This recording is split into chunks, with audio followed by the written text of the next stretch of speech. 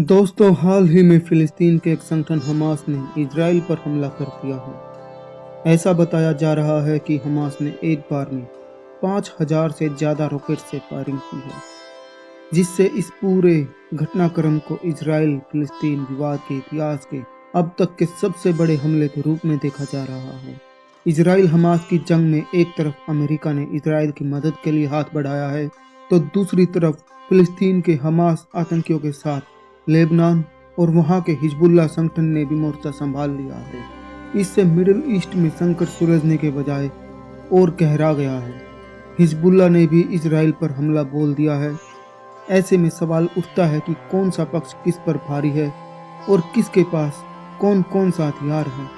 Israel versus Hamas और Hezbollah, किसके पास कौन सा हथियार, किस मामले में कौन किस पर भारी। सैन्य बल का हिसाब किताब।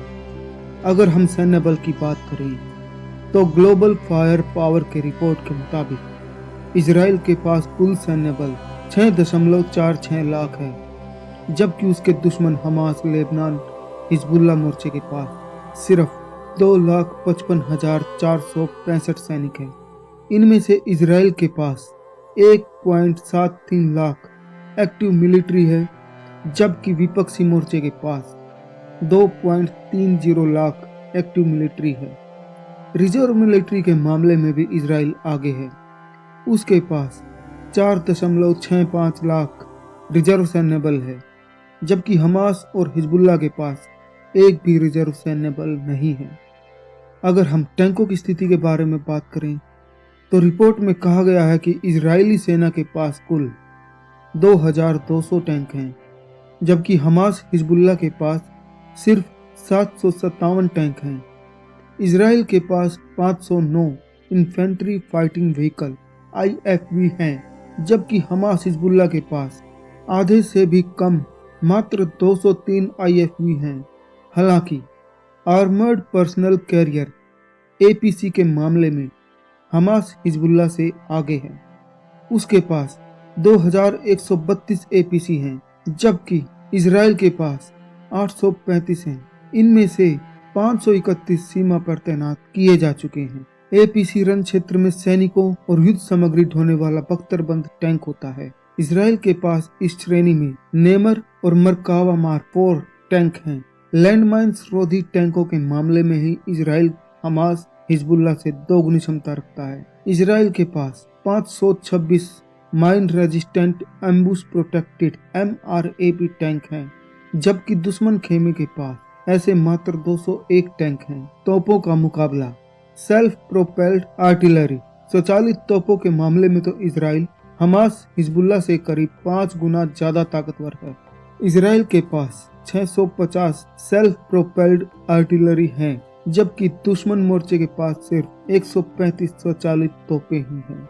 हालांकि चलंत तोप या फील्ड आर्टिलरी के मामले में हमास हिजबुल्लाह इजराइल से आगे है।